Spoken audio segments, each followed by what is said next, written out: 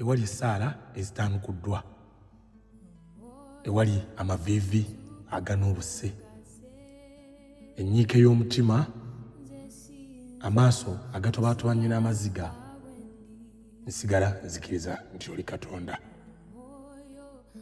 Newankubadde ng'okuddibwamu kwange kwa myaka, newankubadde ebyo byenjayaanira tebiri mu bulamu bwange, nsigala nzikiriza nti oli kitangaala ekyalubeerera. Munze njayaana okusisinkana ebirungi amakula, omutima gwange bye guyayaanira, newankubadde okusalawo okwo tekunnatuusa. Ndi munafu senkana maanyi g'abasajja bo abaasooka.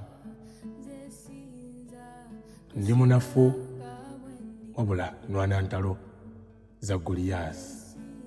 Ndi munafu wabula obuvumu bwange bwenkana n'obwa Dawuda mutabani wo gwawa omukisa.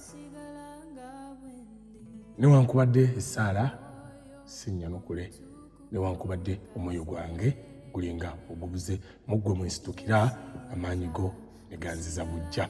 Oli Katonda ow'obulamu bwagaba, oli Katonda ow'obulamu gwanzuukusa.